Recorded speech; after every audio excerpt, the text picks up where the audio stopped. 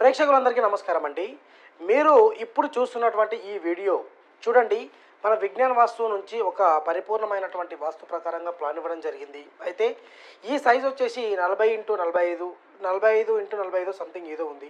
దీంట్లో ఒక చిన్నపాటి సింగిల్ బెడ్రూమ్స్.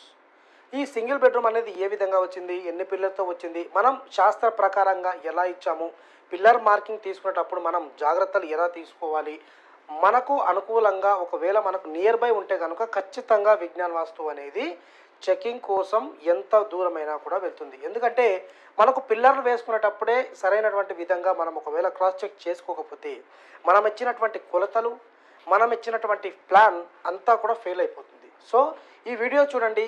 మీలో ఎవరికైనా విజ్ఞాన వాస్తు నుంచి ప్లాన్స్ కావాలంటే ఖచ్చితంగా సంప్రదించండి. ఇలాంటి ప్లాన్స్ మరెన్నో కూడా మా విజ్ఞాన వాస్తు నుంచి మీ అందరికీ ఇవ్వడానికి మన విజ్ఞాన వాస్తు రెడీగా ఉంది. సో ఈ వీడియో చూడండి. పరిపూర్ణమైనటువంటి వాస్తు ప్రకారంగా ఒక సింగిల్ బెడ్రూమ్ ఈ పిల్లర్ పొజిషన్స్ అనేది ఏ విధంగా తీసుకోవాలి, బ్రహ్మస్థానాన్ని అవుట్ చేసి మనం ఏ విధంగా పిల్లర్ పొజిషన్ అనేది ఇచ్చామనేది తెలుసుకోండి.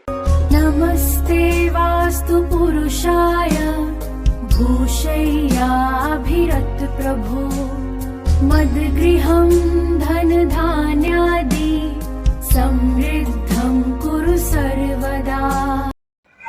ప్రేక్షకులందరికీ నమస్కారం అండి.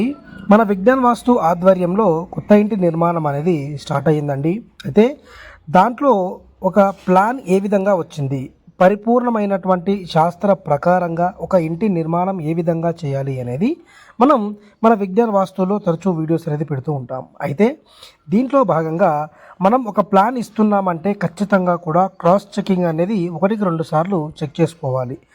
ఎందుకంటే ప్రధానంగా మనం ఈ పిల్లర్లు వేసేటప్పుడు కనుక చూసుకోకపోతే మనం ఇచ్చే ఆయాది గణన కొంచెం తేడా అయ్యే అవకాశం అనేది ఉంటుంది. అయితే ఈ ప్లాట్ వచ్చేసి వెస్ట్ నార్త్ కార్నర్ బిట్ అండి. దాదాపుగా 160 నుంచి 180 గజాల మధ్యలో ఉంటుంది. అయితే క్రాసులు పోను మనకు ఒక 150 అట్లా వస్తుంది. దీంట్లో ఉత్తరముఖంగా వీళ్ళ నామనక్షత్రాలకు వీళ్ళకు ఏ విధంగా అయితే వాళ్ళ రిక్వైర్మెంట్స్ ఏ విధంగా ఉన్నాయి అవన్నీ కూడా మనం తీసుకొని ఒక ఇంటి నిర్మాణానికి ప్లాన్ అనేది ఇవ్వడం జరిగింది.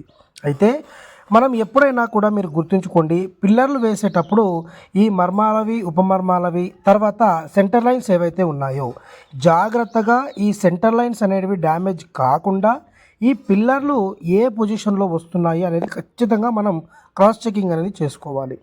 పొరపాటున కూడా ఈ పిల్లర్లు వేసేటప్పుడు మనం జాగ్రత్త పడకపోతే తర్వాత ఈ కింది నుంచి అంటే బేస్మెంట్ లెవెల్ అంతా అయిపోయిన తర్వాత కూడా కింది నుంచి ఒక పిల్లర్ అనేది తీసివేసే అవకాశం కూడా ఉంటుంది. మీరు ఇక్కడ చూడండి, ఇది తూర్పు నుంచి పడమరకు సెంటర్, పూర్తి సెంటర్ ఇది. ఇవన్నీ కూడా మనం ఒకసారి క్రాస్ చెకింగ్ అనేది ఖచ్చితంగా చేసుకోవాలి. మన దగ్గరకు వచ్చినటువంటి క్లయింట్కి పరిపూర్ణంగా చెప్పాలి. ఎందుకంటే అందరికీ కూడా ఒకే విధంగా ఉంటుంది అంటే వాళ్ళకు మనం చెప్పకుండా కూడా వాళ్ళకి ఆటోమేటిక్గా అర్థం చేసుకుంటారు అని చెప్పి ఎప్పుడు కూడా అనుకోకూడదు. తర్వాత ఇది చూడండి, నార్త్ నుంచి సౌత్కి సెంటర్ లైన్. సో ప్రతి ఒక్కరు కూడా ఇలా శాస్త్ర ప్రకారంగా 1-2 సార్లు క్రాస్ చెకింగ్ అనేది చేసుకొని గృహ నిర్మాణాలు అనేటివి చేసుకోండి. థ్యాంక్ యూ అండి.